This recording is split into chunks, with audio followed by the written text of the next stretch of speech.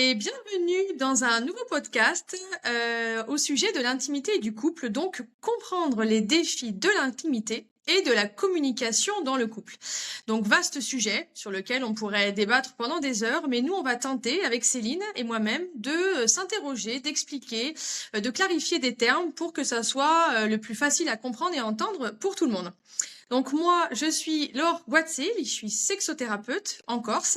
Donc la sexothérapie, c'est de la psychothérapie sur toutes les problématiques sexuelles, que ce soit d'ordre physique, d'ordre psychologique, émotionnel, relationnel. Donc comprendre en fait la sexualité des gens et l'intimité aussi des gens, terme qu'on étudiera un petit peu plus tard dans le podcast. Et donc ma collègue Céline, je te laisse la parole. Merci, enchantée. Donc, je suis Céline Meyer, psychologue en ligne. Je suis spécialisée dans les relations amoureuses et notamment, j'aide les personnes qui traversent ces séparations, à se relever, à se retrouver pour, pouvoir avancer, pour être de nouveau alignés avec eux-mêmes et puis, devenir une meilleure version d'eux-mêmes pour pouvoir nouveau s'accomplir et s'épanouir. Voilà. Donc, première partie, on s'était dit de se questionner un petit peu sur l'intimité. Et en fait, concrètement, l'intimité dans une relation de couple, c'est quoi? Qu'est-ce que t'en penses, toi, Céline? Ben, pour moi, l'intimité, donc c'est avoir une vie intérieure qui est profonde. Alors, il y a une distinction. Pour moi, il y a l'intimité au niveau individuel qu'on peut vivre soi-même, mais aussi celle qu'on partage, par exemple en couple. Et souvent, donc, enfin, c'est pour moi une vie intérieure qui est riche et profonde, souvent qui est préservée des curiosités indiscrètes et qui reste quand même personnel. Ouais, et donc, Toi, comment tu vois les choses, Laure? est-ce que c'est ce que j'allais dire par la suite, est-ce que c'est forcément sexuel, en fait, cette intimité? C'est vrai que l'intimité, moi, je le vois comme deux nuages, on va dire, ou deux bulles qu'il y a autour de nous. Et en fait, c'est les bulles où on est totalement nous-mêmes, on est totalement vrai, donc vulnérable et fragile à la fois, tout en étant en soi. Et qu'en fait, quand deux personnes se rassemblent, eh ben, les deux bulles se croisent. Et donc, du coup, bah, là, on va voir l'autre personne dans son intimité, ça veut dire dans ce qu'elle est réellement, si bien sûr on enlève les masques du mieux qu'on peut, quoi. Moi, ça me fait penser au film Avatar, je te vois, c'est-à-dire je te vois, mais pas forcément que dans ton apparence physique ou ta mentalité, c'est vraiment un tout, quoi. Donc sans être jugé, rejeté. Enfin voilà, l'intimité, il y a différents, je pense, styles d'intimité, à mon avis, que ce soit physique, émotionnel, hein. Mais c'est ça, c'est le fait d'aller chercher la personne dans ce qu'elle est réellement. Tu...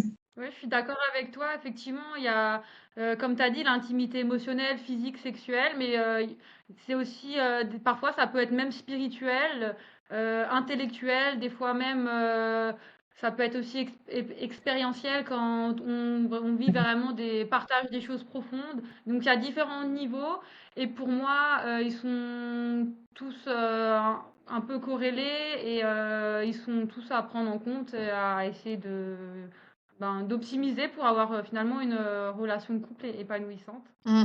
Ouais, exactement. Et donc du coup, on parlait d'intimité et de communication, et c'est vrai que la communication, pourquoi on dit que, enfin, on la représente souvent comme la base en fait d'un couple, mais c'est vrai que quand on se dit ça, ça paraît évident finalement, puisque quand on est dans l'intimité et que ça parle vraiment de nous-mêmes, donc finalement, si on communique, donc si on ose dire ce qu'on est, nos défauts, nos qualités, ça c'est le plus dur les défauts, et surtout ce qu'on veut, ce qu'on ne veut plus. Ça paraît évident que l'intimité et la communication sont liées. Enfin, du moins, la communication est la base, quoi. Qu'est-ce que t'en penses? Ben, pour moi, la communication, on pense souvent d'abord à la communication verbale, mais il y a aussi la communication non verbale. Et en fait, les deux, enfin la communication en général, permet pour moi la communion. Et la communion, c'est la porte d'entrée vers l'intimité. Donc, c'est pour ça que dans une relation de couple, que je veux dire, dans la base d'un couple, c'est important qu'il y ait une bonne communication pour qu'il y ait ensuite cette communion et cette intimité qui en découle. Mm. Et donc, c'est pas à négliger.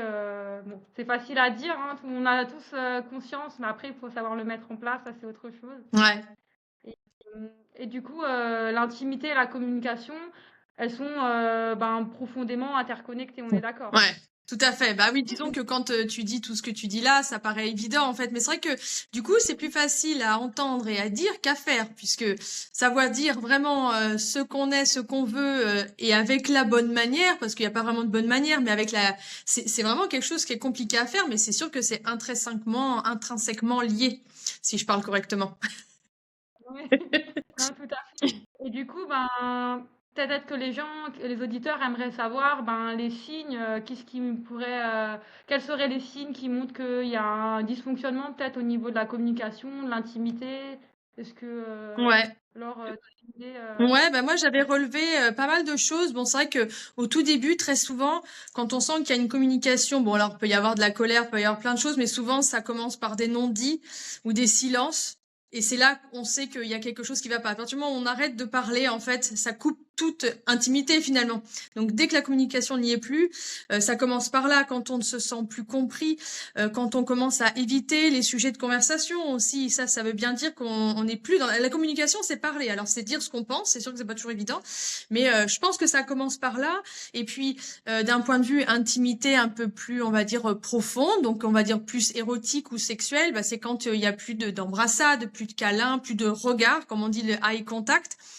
Et puis que la sexualité devient, j'allais dire machinale, automatique, ou même et qui intrinsèquement devient aussi frustrante. Là, on sent qu'il y a quelque chose qui manque dans l'intimité. Je sais pas si tu as des choses à rajouter. Oui, ben, c'est vrai, tu as souligné des points intéressants. Ben, parmi les signes, comme ben, le manque d'affection physique, du coup des insatisfactions sexuelles potentielles, éviter la discussion, tout ça. Des fois, il y a une distance émotionnelle aussi qu'on peut Ouais. percevoir ou ressentir, du moins, ou une absence de complicité intellectuelle, une perte de confiance, de sécurité. Enfin, ça, c'est des différents signes en surface qu'on peut repérer qui viennent finalement qui sont des symptômes d'un manque de communication et d'intimité. Voilà. Ouais, tout à Donc, fait. Mais du coup, c'est vrai que la question qui peut être sympa aussi de se poser, c'est du coup, est-ce que ça arrive automatiquement à un moment donné dans le couple, en fait, ce moment, ce truc-là, tu vois, tu te dis, est-ce que tu peux éviter finalement ce passage-là? On dit que quand un couple il a 20 ans, il a passé des épreuves compliquées. Voilà, est-ce que ça arrive à un moment donné? Est-ce que c'est une obligation que ça arrive, tu vois? alors, moi, je pense que oui, ça arrive, enfin, tout le monde, mais pas forcément de la même manière, sous la même forme. Voilà, chacun a son évolution individuelle, selon ce que chacun traverse, les événements de la vie, les routines, les habitudes. Ça vient se manifester différemment, mais il y a toujours un peu ces enjeux qui sont prédominants pour moi dans tous les couples. Et puis je me demande s'il n'y a pas un cycle aussi, tu vois, il y a un moment donné où les gens ils ont tout appris d'eux-mêmes. Du coup, c'est comme s'il fallait, c'est un peu comme dans la sexualité où si tu émets un petit peu de nouveauté, eh ben ça relance la dynamique du couple. Je me demande si ça fait pas un peu comme les saisons dans la nature où il faudrait savoir hop rebooster pour repartir sur un nouveau départ, se redécouvrir. Enfin voilà, il y a aussi ça. Je me demande s'il n'y a pas un côté cyclique en fait dans la relation. C'est super intéressant, effectivement, ce que tu dis. Finalement, dans la vie, il y a tellement de choses qui sont cycliques et ça permet aussi d'apprécier, ben, de se retrouver. Voilà, c'est pas toujours parfait, idéal. Donc, il y a ouais, des cycles ou des allers-retours. C'est pas forcément linéaire et ben, on est humain et c'est ce qui fait notre authenticité aussi dans le sein du couple. Et notre individualité, ouais, complètement.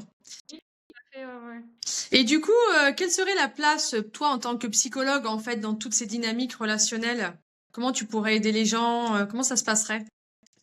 D'accord, ouais, bah, en tant que psychologue, souvent, ce que je vois avec les personnes qui viennent en séance avec moi, bah, on aide en fait, je les aide à comprendre les schémas relationnels, c'est important. Ben, identifier en fait tous les modèles répétitifs, souvent qui sont inconscients, qui sont liés à des blessures antérieures et qui viennent en fait des fois parasiter, saboter, sans même qu'on s'en rende compte, les relations. Donc ça peut être lié à des blessures d'enfance, des schémas familiaux, des croyances limitantes, tout ça, qui en fait viennent influencer la manière dont les partenaires ils vont ensuite communiquer et comment ils vont entrer en relation et dans leur intimité notamment. Après, je vois avec eux la manière de communiquer, la gestion des émotions, comment les comprendre, comment gérer les émotions, gérer les conflits, ce genre de Mhm. choses, identifier les besoins et les attentes relationnelles. Ça, souvent, je vois que malheureusement, on nous a pas appris ça enfin, à l'école, ni mais c'est pas forcément quelque chose qui est évident. Des fois, il faut aussi de l'expérience pour se rendre compte de ce qu'on a besoin et de ce qu'on ne veut pas, ce qu'on veut et ce qu'on ne veut pas. Mais c'est pourtant primordial pour qu'on puisse ensuite que chaque personne, chaque partie puisse communiquer et entrer en communion justement pour se répondre mutuellement aux besoins de chacun.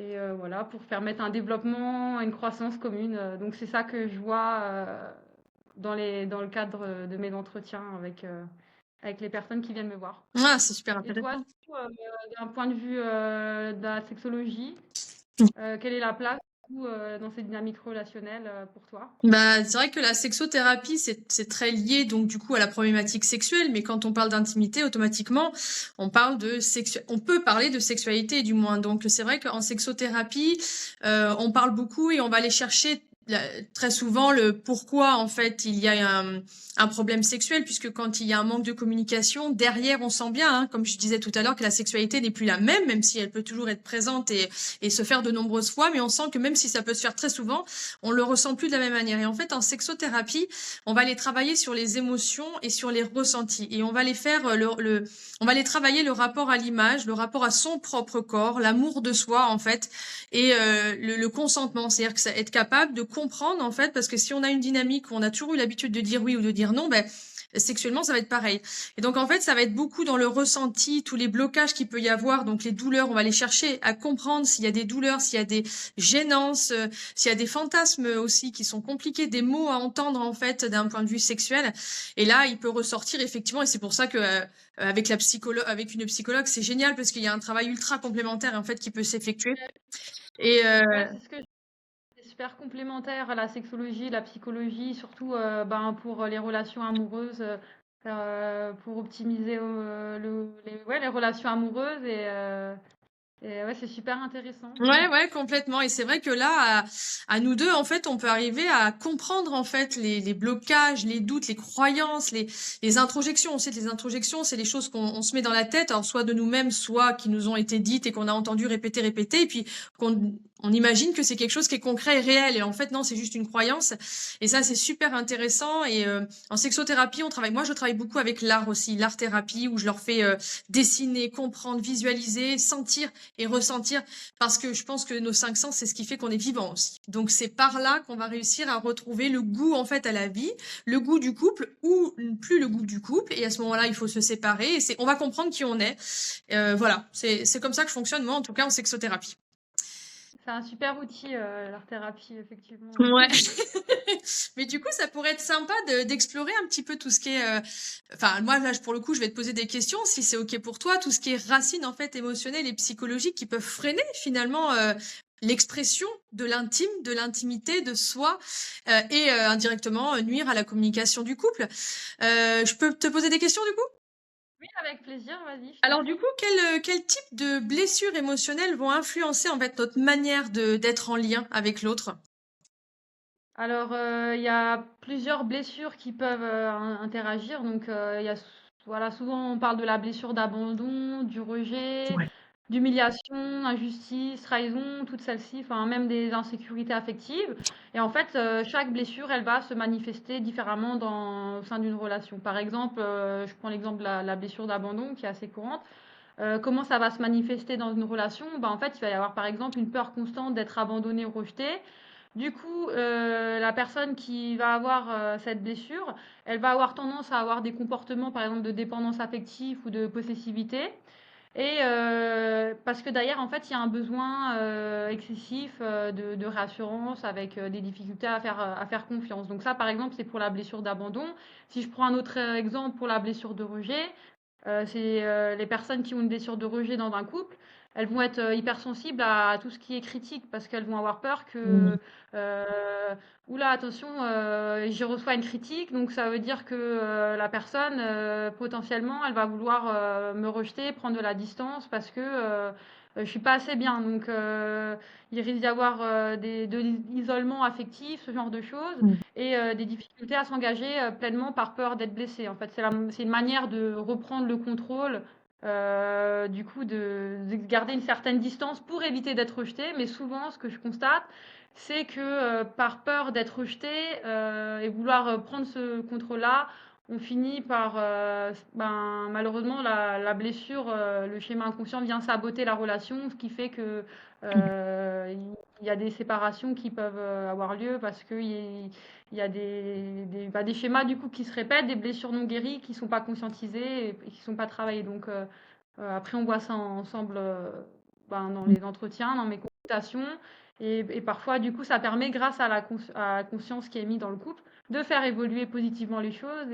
Donc ça, c'est l'objectif euh, pour les relations.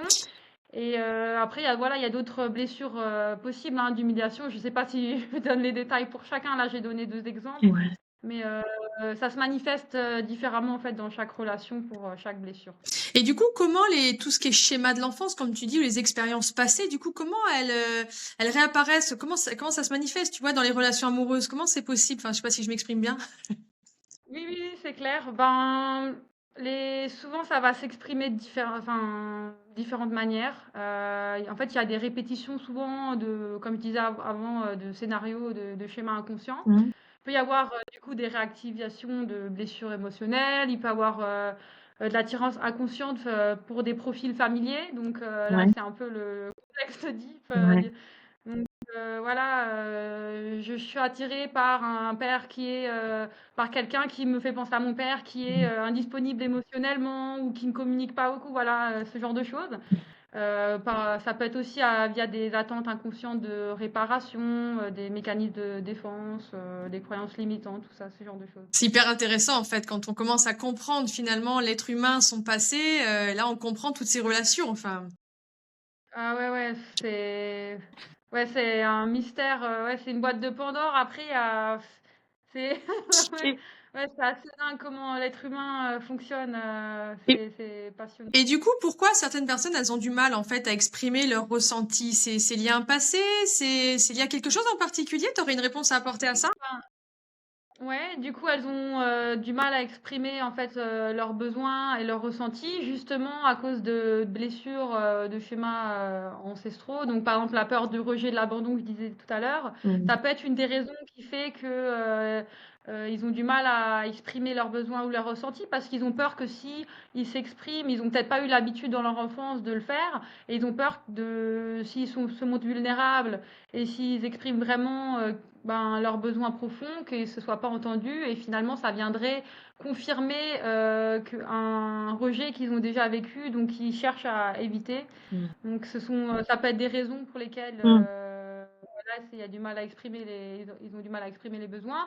Après, il y a aussi une éducation émotionnelle qui des fois n'a pas, est Mm. inexistante ou assez faible. Toutes les familles n'ont voilà, je disais avant en rigolant, on n'apprend pas ça à l'école, mais ça commence déjà par la famille. Et c'est vrai que dans toutes les familles, c'est pas forcément quelque chose d'être à l'aise, d'être se montrer vulnérable et d'ouvrir la communication à cœur ouvert et émotionnelle, basée sur les émotions. Mm. Donc aussi, il y a certaines personnes qui peuvent penser peut-être que si elles s'expriment leurs besoins, elles vont être faibles ou alors C'est vrai. elles se sentent pas légitimes, elles méritent pas, elles pensent qu'elles méritent pas ou elles cherchent à éviter le conflit, voilà, ce genre de choses. Ça peut expliquer du coup le manque de confiance aussi, ça Ah peut oui, expliquer. eh oui. Ouais. Donc du coup, c'est essentiellement, tu dirais que ce serait plutôt qui influencerait la façon de communiquer, c'est plutôt la peur du rejet, de l'abandon, ça serait ça pour toi ou? Euh, Ben, principalement, c'est ce qui revient. Après, il y a donc les autres points que j'ai pu évoquer, mais par exemple, la peur du rejet, de l'abandon, la manière dont elle va influencer la communication, comment ça se traduit? Ben, il y aura des évitements de sujets sensibles. Mm. Parce que du coup, si on parle pas de sujets sensibles, la personne, elle peut pas rejeter ce que je dis. Mhm. Donc là, c'est une manière de reprendre le contrôle Ouais. pour voilà. Des difficultés à exprimer clairement donc ses besoins. Ça peut être aussi dans la communication passive, passive-agressive des fois. Ouais. Donc c'est souvent, et c'est derrière, il y a des peurs, il y a des besoins, mais on ne sait pas comment le communiquer ouvertement, de manière claire. Donc on va utiliser les moyens du bord Mhm. qu'on sait faire. Donc des fois, ça prend cette forme-là, ça devient de la communication passive-agressive. Ou voilà, une communication hyper vigilante où on va prêter attention à chaque détail et on va l'interpréter à travers nos peurs, Mhm. nos blessures, voilà, ce genre de choses. D'accord. Et donc, du coup, tu t'as relevé des mécanismes de défense, en fait, psychologiques, hein, qui pourraient saboter une communication? Oui, alors souvent, il peut y avoir du déni, par exemple, si quelqu'un va faire un reproche, euh, Mhm. on va pas, ouais, on peut être dans le déni et pas en faire une priorité. Si quelqu'un exprime un besoin qui, pour nous, fait ressortir en nous une insécurité, on peut, par exemple, comme un mécanisme de défense, utiliser le déni. Donc là, tout ça, c'est inconscient, hein, donc Oui. c'est pas volontaire. Et la personne, du coup, ouais, elle va pas forcément prêter attention plus que ça. Donc Mhm. c'est un mécanisme de défense. Sinon, euh, il y en a d'autres, hein, la rationalisation, la projection. Donc là, on va tendance à attribuer à l'autre par Ouais. effet de miroir Mhm. ce qui nous appartient à nous. Enfin, on fait tout ça, hein. On a tous plus ou moins ces mécanismes de défense, mais ça prend différentes formes selon les dynamiques relationnelles. Après, ça peut être rester silencieux, Ouais. l'évitement, intellectualiser les choses, Mhm. devenir agressif. Enfin, il y a plein de manières de faire et c'est propre à chaque individu en fait par rapport à qui il est, Ouais. Ouais. Et du coup, exprime, etc. comment tu pourrais différencier, en fait, un manque de compatibilité émotionnelle d'un blocage, en fait, temporaire, psychologique? Ouais, ça c'est une super bonne question parce que souvent on se retrouve un peu perdu, on sent qu'il y a quelque chose qui cloche, mais alors on n'a pas du tout, on sait pas du tout quoi en faire et à quoi ça. Est-ce que c'est du manque de compatibilité émotionnelle ou est-ce que c'est un blocage psychologique temporaire? Je dirais que on peut savoir que c'est plutôt un manque de compatibilité émotionnelle à partir du moment où il y a des difficultés persistantes à comprendre et à ressentir les émotions des autres. Donc de manière récurrente, ou des besoins émotionnels qui sont profondément différents et incompatibles sur le long terme, ou des incapacités qui peuvent être ouais, durables à répondre mutuellement aux attentes émotionnelles qui sont essentielles, ou une communication qui est fluide, mais par contre avec des incompréhensions permanentes de part et d'autre. Peu importe en fait les efforts qui sont mis en place. Donc là, il peut y avoir un manque de compatibilité émotionnelle, je dirais. Sinon, il y a des blocages psychologiques qui peuvent aussi avoir lieu et souvent ça c'est plutôt ponctuel. Donc par exemple, un problème ponctuel, il y a une situation précise, un événement de la vie, une transition de vie que le couple vit ensemble, une crise, ou alors difficulté momentanée à communiquer, à exprimer ses émotions. Mhm. Ce genre de choses, des problèmes qui vont ouais, se dissiper ou qui s'améliorent significativement lorsque la situation en fait elle est traitée ou elle est résolue. Donc là, c'est plutôt temporaire, c'est un blocage psychologique Mhm. et pas un manque de compatibilité pardon, émotionnelle profond. Ouais, c'est super Je sais pas si intéressant. c'est clair. Ouais, ouais, ouais, non, non, si, c'est super intéressant. On voit bien la différence, mais c'est vrai que c'est là l'intérêt du coup d'aller voir une psychologue en fait. Dès qu'il y a un souci, que ce soit pour l'autre ou le couple ou quoi, je trouve que c'est intéressant en fait d'aller chercher à comprendre tout ça pour débloquer. Ben, ça, et en fait, souvent, quand on a le nez dedans, quand on vit les choses, on est beaucoup dans l'émotionnel, on n'arrive pas forcément à faire la part des choses. Ah ouais. Et Mhm. aller voir une psychologue, ça permet de faire le point, prendre du recul, avant de prendre des décisions pour le couple qui peuvent être irrévocables. Ben, c'est important, je pense, de voir est-ce que du coup, la crise que le couple traverse, est-ce que c'est vraiment un manque de compatibilité profond? Ou est-ce que c'est lié à des blocages psychologiques qu'on peut, dans cet espace, qu'on peut travailler pour faire évoluer, pour transmuter les choses, pour que ça puisse avancer ben, vers l'épanouissement relationnel. Bah oui, oui, oui, Simplement. puis une meilleure compréhension, quoi. Ça, c'est super important. Ça serait dommage de rester sur quelque chose où on n'est pas complètement satisfait, alors qu'avec un petit peu, avec l'aide des thérapeutes, en fait, d'arriver à comprendre. Et puis après, le couple peut durer beaucoup plus longtemps, ou alors se séparer. Et c'est pas forcément mal, en fait. La séparation n'est pas quelque chose de mal, mais elle est mieux vécue si elle est comprise parce que les personnes sont plus compatibles ou qu'il faut traiter quelque chose. Mais du coup, ça, c'est pas parce qu'on va voir et qu'on va traiter notre soi intérieur que tout va s'arrêter, qu'il va falloir démarrer à zéro. C'est justement le fait d'être accompagné, je trouve ça super intéressant. Oui, et mettre du sens sur ce qu'on traverse, c'est important. Mm. Et donc, voilà. Donc ça, c'est d'un point de vue psychologique. Après, il y a aussi le point de vue de la sexologie. Donc, c'est assez intéressant. J'aimerais t'entendre parler à ce niveau-là. Vas-y. Est-ce que peut-être démontrer comment la sexualité, elle a impacté aussi par elle est impactée par les. Donc là, on a vu les aspects psychologiques, mais elle se retrouve aussi impactée par. Donc voilà, si tu peux développer à ce Ouais. niveau-là pour expliquer les blocages sexuels qu'il peut y avoir. Ouais, bah disons que on va dire que dans la sexothérapie, quand il y a un problème dans le couple, donc dans l'intimité, la communication, la première des choses pour lesquelles on vient me voir, c'est la perte de désir. Donc on parle de libido. Donc perte d'envie, quoi. Voilà. Ça c'est, et là c'est, alors il pourrait y avoir, faut pas enlever le côté hormonal, physique, biologique, hein. Là j'enlève tout ça, mais quand on parle d'un point de vue psychologique, c'est vraiment une des premières causes pour lesquelles on vient me consulter. Et alors là, ça peut être lié à tellement de choses psychologiquement parlant. Très souvent, c'est la surcharge mentale, mais ça peut être lié à une énorme fatigue, burn-out, bien sûr. Ça peut être lié au fait, comme tu dis, de la transition de vie. On a un enfant, on sait plus comment se placer. Enfin, c'est très compliqué, quoi. Et tout ça fait que, parce que la sexualité, c'est du lâcher prise. C'est le moment où on est vraiment soi, mais pour le coup, on lâche pour pouvoir vivre une sexualité complètement épanouie, hein, je parle.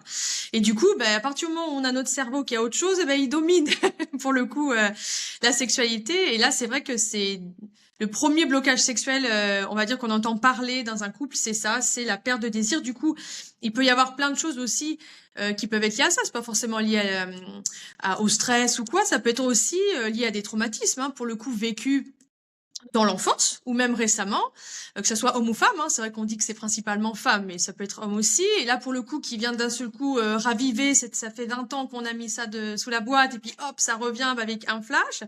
Ça peut être aussi ceux qui ont des problèmes avec l'image de leur corps, justement. C'est là où la sexothérapie est importante parce que du coup, et tout ça, ça va créer en fait soit un manque de lubrification chez la femme, soit des problèmes d'envie chez l'homme, d'érection aussi. Et d'ailleurs, le trouble de l'érection, c'est ce qui vient pas en deuxième, mais c'est ce qui vient assez rapidement. Et il y en a énormément d'ailleurs suite à tout ce qu'on vit actuellement, à ce stress permanent. Et il y a beaucoup d'hommes, même très jeunes, qui n'ont pas accès à l'éducation sexuelle. L'éducation sexuelle a eu lieu, mais on va dire qu'on est dans cette avancée, qui ça vient petit à petit, mais c'est compliqué. Puis on s'éduque essentiellement par Internet, par la télé, et c'est pas forcément les meilleurs éducateurs, même s'il y a des choses très intéressantes. Et du coup, il y a beaucoup de gens aussi qui ont peur de, comment ça s'appelle, le fait d'être trop perfectionniste aussi. Ça marche beaucoup, même quand on se connaît depuis plus de 20 ans, des fois on se dit, mince, oui, mais là, maintenant, tu vois, je suis gros, donc il va falloir que je fasse ça, il va falloir que, peut-être que je me mette comme ci, comme ça, et ça crée beaucoup de blocages et de blocages sexuels.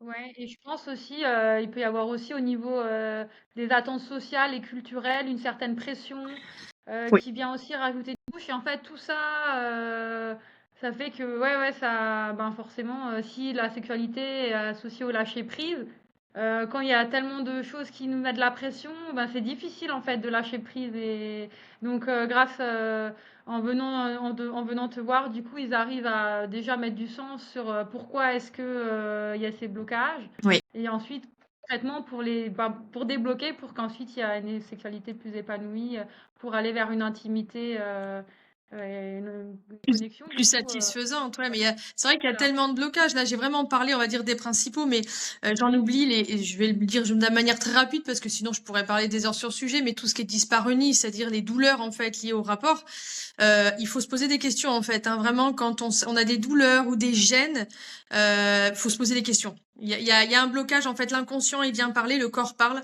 L'anorgasmie, c'est-à-dire c'est le fait de ne pas pouvoir avoir d'orgasme, c'est-à-dire qu'on va avoir ça va monter, mais on n'arrive pas à aller jusqu'au bout. Alors, pour les hommes, souvent, l'orgasme est associé à l'éjaculation, mais c'est pas, ça va pas forcément ensemble, c'est-à-dire qu'on peut avoir un orgasme sans éjaculation.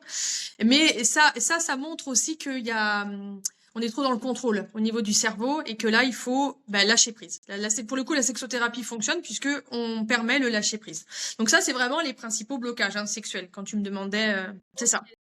Ok, merci. Et du coup, le manque de communication, il vient aussi impacter. Comment est-ce que du coup, il peut impacter et affecter la satisfaction sexuelle dans le couple, selon toi? En fait, si tu veux, c'est la communication, c'est de par là où on va exprimer ce qu'on veut et ce qu'on ne veut pas. Et c'est la priorité déjà de manière générale, comme tu l'expliquais dans le couple, mais alors sexuellement encore plus, puisque si sexuellement, il y a pas plus proche que, on va dire, la sexualité. C'est comme les câlins, c'est le même principe. Donc là, on est vraiment en contact. Et là, il y a tout qui vibre. Et si il y a quelque chose qui nous plaît pas, la personne peut pas le savoir et elle va réitérer pensant que c'est bien. Et puis en fait, au final, ça arrive à la frustration. Ça peut arriver à des douleurs aussi. Par exemple, je dis au hasard, mais on prend un couple hétérosexuel, l'homme fait pas attention, admettons, n'a pas capté qu'il y avait pas assez de lubrification chez la femme. C'est très important d'ailleurs au passage d'utiliser des lubrifiants. Je préfère le préciser parce que souvent les gens disent on n'en a pas besoin. Si, en fait, c'est pas une question de besoin, c'est une question de d'aisance en fait dans la sexualité et que même si la femme lubrifie correctement, on peut le mettre, c'est pas un problème. Et donc du coup, si l'homme il a pas fait attention à ce moment-là, il va y avoir si vous voulez, la douleur va apparaître, elle va rester inconsciemment dans le vagin de la femme. Et après, même si elle sait très bien qu'il va pas refaire la même chose, ça peut le périnée peut se contracter. Alors là, après, on va à des choses bien plus voilà, on va à des choses bien plus compliquées qui s'appellent le vaginisme et tout ça. Mais voilà, je voulais juste dire que la communication elle est importante parce que des fois c'est un petit détail. On se dit on va pas lui dire ou on va pas les. Mais si parce que en fait la personne si elle le comprend la prochaine fois elle y va d'une autre manière, plus doucement. Et donc c'est pour ça que la communication, elle est vraiment. En fait, la sexualité, c'est un lieu où quand même on est très vulnérable, donc il faut quand même une certaine sécurité émotionnelle autour, une sécurité tout court. Et la communication, c'est là où c'est important. D'ailleurs, il y a beaucoup de couples qui parlent beaucoup quand ils font l'amour, mais parce que justement, c'est rassurant. Il y en a qui n'en ont pas besoin, mais voilà, et puis. D'ailleurs, en parlant de ça, quand il y en a qui sont pas dans la communication dans leur sexualité, donc c'est frustrant, du coup on veut plus faire les choses, du coup c'est ce qui fait que on va les voir ailleurs, c'est ce qui fait qu'on va aller regarder du porno, c'est ce qui fait que certains vont avoir une masturbation excessive, enfin voilà, et du coup après on sait plus comment faire et on entre dans un engrenage et un cercle vicieux quoi. Donc oui, la communication elle est essentielle, c'est une base dans n'importe quelle relation, mais alors encore plus dans la sexualité où on est quand même très vulnérable. Ouais, effectivement, la communication, on revient, c'est voilà la base. Et mais du coup, il y a peut-être, enfin, je sais que le stress, la fatigue émotionnelle, les conflits, tout ça, ça peut aussi influencer le désir sexuel. Tu vas, je pense, le confirmer. Ah oui. Je pense que les auditeurs, ils sont intéressés pour en attendre à ce sujet. Ça concerne tout le monde. Alors le stress, c'est comment on appelle ça? J'ai pas le mot en tête. Enfin, c'est l'allié parfait du manque de plaisir. C'est-à-dire que lui il nous coupe complètement de nos plaisirs. C'est-à-dire que le stress à la base, c'est quand même, je pense que tu me contrediras pas, c'est très animalier, c'est très instinctif, et que du coup, à l'époque, même quand on était au stade animal, on va dire, pourquoi on avait ce stress, c'était pour nous crier. C'est un état d'alerte en fait. C'est ouh attention, oui, il y a quelque chose qui va pas. Donc du coup, ça nous coupe de tous nos sens pour aller à l'essentiel. Voilà. Et donc, du coup, plus il va y avoir de stress, plus on va se couper de nos émotions et de nos ressentis, qui est la base de la sexualité. La sexualité, bien sûr que, alors quand on dit sexualité, c'est pas forcément pour un couple qui dure depuis 20 ans. On peut avoir de la sexualité sans forcément aimer l'autre, et inversement d'ailleurs. Mais la sexualité, c'est vraiment c'est le toucher quoi, c'est le ressenti, c'est le regard, c'est les 5 sens. Si on se coupe de ça, on se coupe de tout. Donc c'est vrai que le manque de sommeil par exemple, ça peut aussi être lié, peut y avoir tout ça. Donc c'est, si vous voulez, quand il y a du stress, c'est comme s'il y avait un surplus en plus quoi, si je pouvais expliquer aux gens, et qu'on se dit non moi j'ai déjà ça à gérer, je peux pas, et je suis bloquée. Je sais pas si tu vois ce que je veux dire. Oui, c'est ça. En fait, c'est purement là, c'est aussi physique parce que le système nerveux central, sa priorité, c'est la survie quand il y a du stress, comme tu disais. C'est ça. Et à ce moment-là, il met physiquement les hormones qui se mettent en place, les réactions physiques ne sont pas du tout propices au sexe, puisque le sexe, tu l'as dit tout à l'heure, c'est le lâcher prise. et c'est contradictoire. On peut pas être à la fois en mode survie et lâcher prise. Même si on fait une méditation pendant qu'on se fait chasser par un ours, on va pas réussir à avoir du désir, quoi. C'est exactement ça. Donc, c'est pour ça d'ailleurs que c'est très important de prendre du temps pour soi, d'aller, comme tu dis, tu parlais de méditation, et c'est un excellent moyen de pouvoir lâcher prise et de revenir à soi, revenir à l'instant présent. Comme on dit, la méditation de pleine conscience, c'est-à-dire être conscient de tout ce qu'on fait dans l'instant présent, jusqu'à ce que quand on roule aussi, on n'est pas conscient quand on roule. Ça peut aller dans le petit détail pour pouvoir après développer plus tard des capacités plus grandes, quoi. Tout à fait. Ok, merci. Et j'avais une autre question. Ben, comment le rapport au corps, à la honte ou à la culpabilité, il peut nuire à l'épanouissement sexuel selon toi? Ah oui, le rapport au corps, là, c'est très complexe et c'est sur beaucoup de monde à la fois. C'est-à-dire que les gens ne se satisfaisent, ça se dit ça, oui, satisfaisent pas. C'est ça. Oula, ouais. Euh, Ne se satisfont voilà, satisfont pas dans leur corps. pas. Et du coup, en fait, à partir du moment où on n'est pas dans notre propre lâcher prise et dans notre, si on s'aime pas, en fait, ça revient un peu à l'amour de soi. Ça va être compliqué d'avoir une sexualité épanouie. Ça va être si on communique pas. Déjà, si on s'accepte pas, on va pas pouvoir communiquer les bons éléments à notre partenaire puisqu'on s'aime pas tel que l'on est. Donc on va pas dire les bons éléments. Donc des coups, le partenaire il commence déjà avec un côté un peu masqué de la personne. C'est fait de manière inconsciente, tout ça c'est pas. Et donc on se dit on est trop gros, on est trop petit, on est trop brun, on est. En fait, on faut arrêter d'être trop. Il faut se reconnecter à soi. La honte, la culpabilité, on se dit ah, mais si dans telle position, je revois une humoriste qui disait toujours mais là il voit mes fesses de cette façon-là. Ouh là, elle voit mon ventre et là elle va voir mon double menton. En fait, tout ça, c'est encore une fois une surcharge de mental qui vient dans le cerveau et qui limite en fait le lâcher prise. Après, la honte, la culpabilité, ça peut venir de plein d'autres choses. Là, pour le coup, je pense que tu pourras en parler beaucoup, de l'enfance, de la manière dont on a été éduqué, de la manière dont on nous a appris aussi à communiquer l'amour, à aimer, etc. Alors là, ça peut arriver de tout plein de domaines. Mais pour le coup, c'est vrai que beaucoup de gens, moi je vois, j'ai fait de la vente de sextoys, j'organise des choses comme ça. Et quand je parle de sexualité, quand une femme en plus parle de sexualité en public, c'est un peu la honte, alors que pas du tout. En fait, tout le monde fait ces choses-là.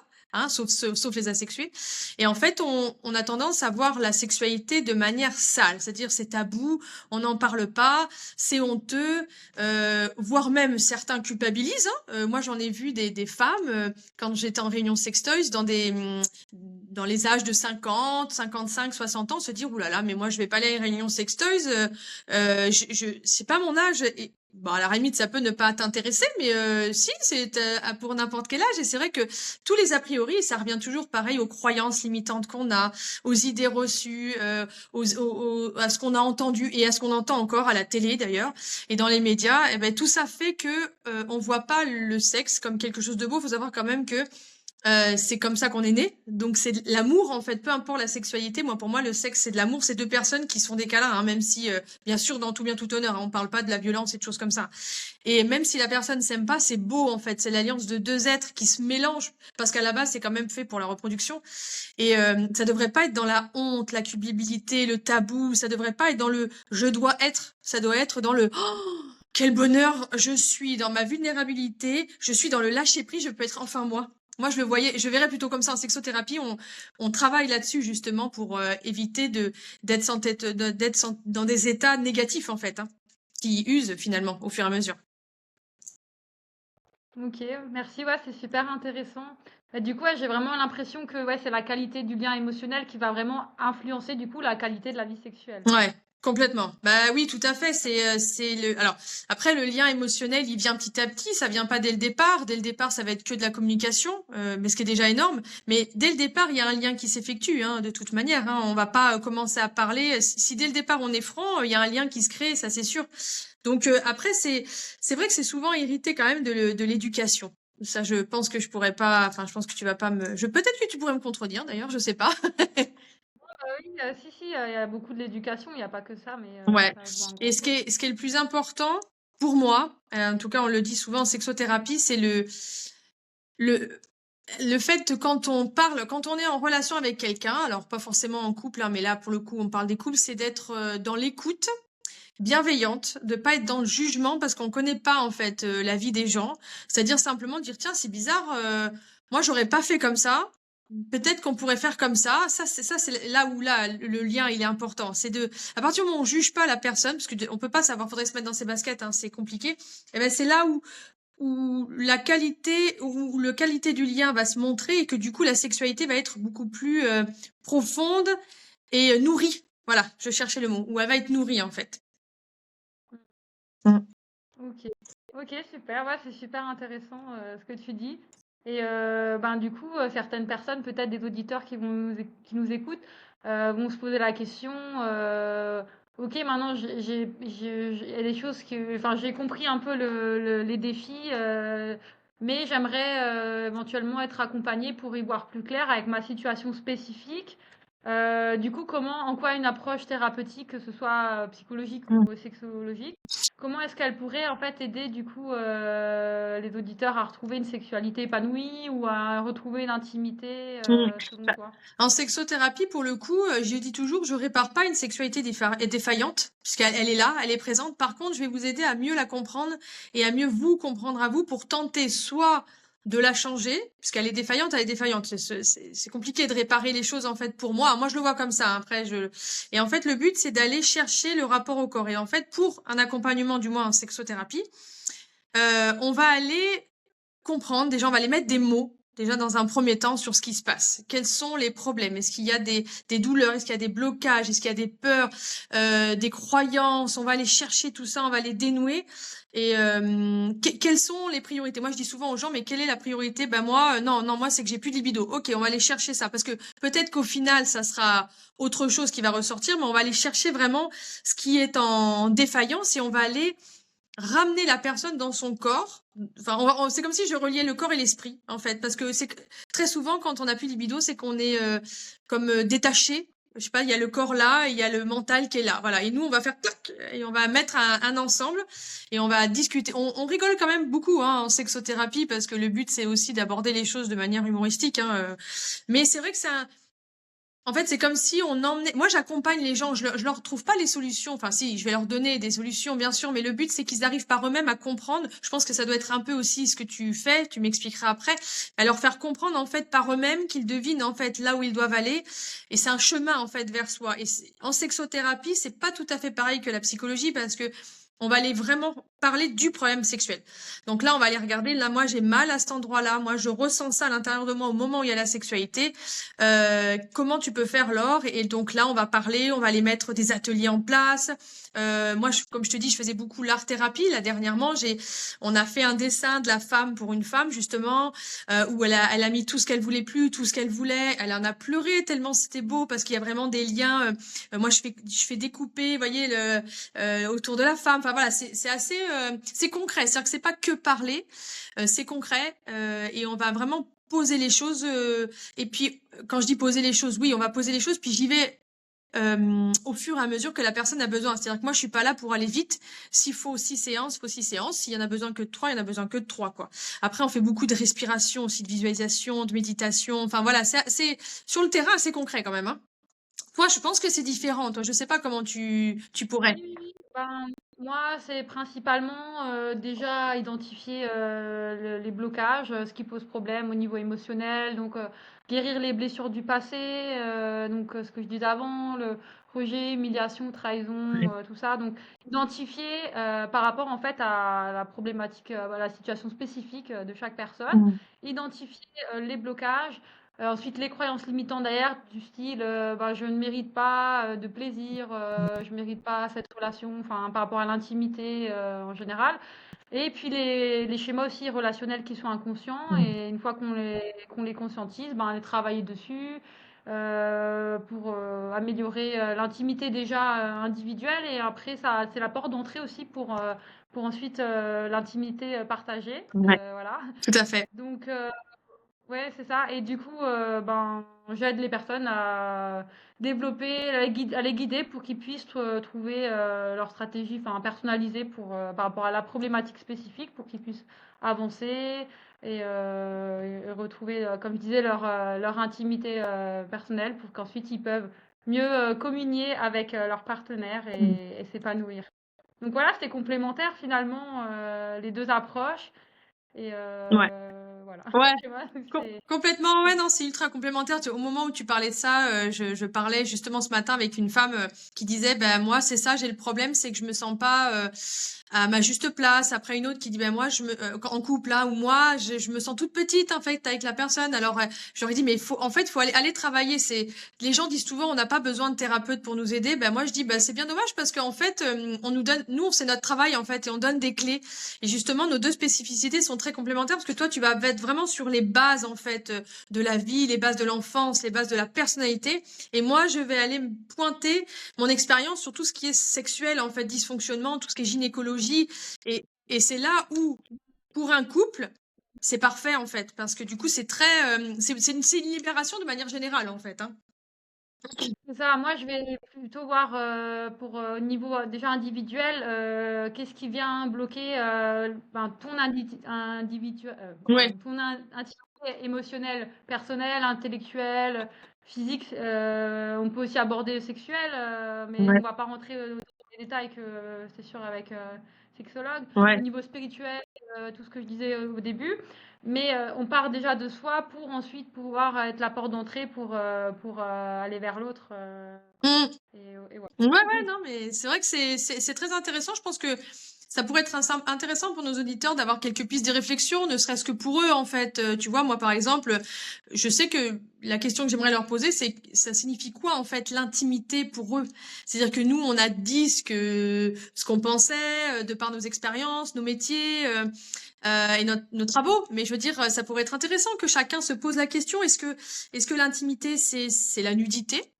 Est-ce que de suite ça fait penser à ça? Est-ce que l'intimité c'est la fusion? Est-ce que c'est quelque chose de léger, de lourd? Enfin voilà, je pense que c'est intéressant que chacun se pose la question, se fasse une petite réflexion là-dessus. Ou est-ce que je me sens légitime en fait à exprimer ce que j'ai envie d'exprimer? Enfin, ce genre de choses-là. Je pense que ou alors quelle est ma responsabilité dans le couple? Qu'est-ce que c'est important de dire mes droits, mes devoirs entre guillemets? C'est peut-être un peu rude hein, comme façon de voir, mais voir l'intimité, chacun de se questionner là-dessus, ça peut être intéressant. Je sais pas si tu as des pistes de réflexion, toi, tu avais réfléchi?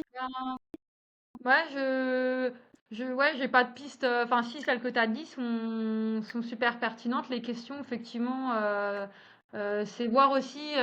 Ça fait un peu écho au langage de l'amour. Mmh. Chacun, un peu, selon sa personnalité, son individualité, Ouais. est plutôt tourné vers certains. Ouais, préfère faire du lien, connecté avec sa personnalité, plus. Actes de service, Ouais. par des physiques et tout ça. Et en fait, ça me fait penser un peu à ça. L'intimité, il y en a qui vont préférer l'intimité uniquement, enfin, majoritairement émotionnelle. D'autres, ça va être beaucoup plus axé sur le physique. Certains d'autres, ça va être plus intellectuel. Il y en a, ça va être tout à la fois. Enfin, voilà, posez-vous la question pour vous, quelle est votre manière, comment est-ce que vous aimez créer du lien et vous connecter à votre partenaire. Ouais, quelle est la Et puis, place aussi de l'intimité, en fait, c'est dans ça. la vie de tous les jours, en fait, quelle place elle prend, en fait, peu importe l'intimité qu'elle soit, hein. Moi, je pense que c'est ça aussi, de manière très large, en fait, finalement. Est-ce que on y met une place, hein, l'intimité aussi? Tout à fait, ouais, ouais. Et voilà, bah, du coup, je pense qu'on va commencer à clôturer doucement. Et bah, je sais pas si tu avais un mot de la fin encore à dire. Moi, Ouais, pardon. ouais, non, excuse-moi, oui, je disais non, le mot de la fin, tu vois, on parle d'intimité, on parle de communication, on parle d'amour aussi indirectement, de couple. Moi, je pense qu'on n'est pas fait pour vivre seul et qu'on est fait. Alors, on peut vivre seul un certain temps. Attention, on peut être très bien tout seul, mais on n'est pas fait pour ça. Alors, sans forcément parler d'amour et de couple, mais on est fait pour être en lien avec les uns et les autres. Ça, c'est une nécessité. Et puis, pour parler de mon domaine à moi, la sexualité, on dit toujours, oh, c'est bon, ça passera. La sexualité, c'est quand même très important puisque on va dire, le sexe, c'est ce qui donne la vie. Et donc, la sexualité, c'est l'énergie de vie. On va voir ça comme ça. Et donc, du coup, si on est satisfait sur le plan sexuel, on va être satisfait sur plein de pans de notre vie parce qu'on va être créateur, en fait. C'est une énergie créatrice. Et donc, donc, bah, c'est bête à dire, mais la sexualité, ça permet de créer. Donc, comme elle est C'est liée, la pulsion. ouais, comme elle est liée à l'intimité, comme elle est liée à la communication, moi j'en reviens quand même que oui, peu importe si c'est un lien amical, parental, relationnel, amoureux ou quoi, la communication est essentielle. L'intimité, c'est très important de mettre ses limites et aussi de dire ce qu'on veut, de communiquer et d'avoir une sexualité. Alors quand je dis régulière, pas du tout, ça peut être une fois tous les mois et si ça correspond, ça va, mais une sexualité surtout épanouie et libre. Voilà, ça c'était mon petit mot de la fin. Ok, je rajouterais juste que ouais, on a tous des difficultés à un moment donné d'intimité, de communication. C'est pas forcément une anomalie en soi. On reste humain. Ça fait partie des défis en fait qu'on traverse tous, que les couples traversent. Et après, il faut voir si ça prend beaucoup de place, si ça devient chronique, si ça devient tabou, si ça fragilise le lien ou si au plan émotionnel, enfin sexuel, ça pèse. Alors ça peut être intéressant d'aller consulter une sexologue, une psychologue, justement pour pouvoir vous aider à prendre ce recul, avancer, comprendre les dynamiques à travers du coup le prisme de la psychologie ou de la sexologie et pour vous donner le moyen de mieux vous connaître vous-même dans le couple. Donc il y a le vous individuellement, il y a l'autre personne et il y a le couple, les deux parties. Donc c'est important de comprendre tout ça, de comprendre l'autre, de se comprendre soi-même pour recréer en fait un espace pour de rencontres authentiques et pour une intimité, on va dire, plus consciente, voilà. Et une communication plus vivante, du coup. Exactement, ouais. En tout cas, merci d'avoir fait ce podcast avec moi. C'était super enrichissant. J'espère que les gens Merci penseront de pareil. partager. Et puis, s'il y en a qui ont des questions après dans les commentaires, quand on postera la vidéo, on pourra y répondre par la suite. Tout à fait, tout à fait. Ok, très bien. Bon, merci tout le monde d'avoir écouté et puis au plaisir. Au plaisir, Céline. Ciao, ciao.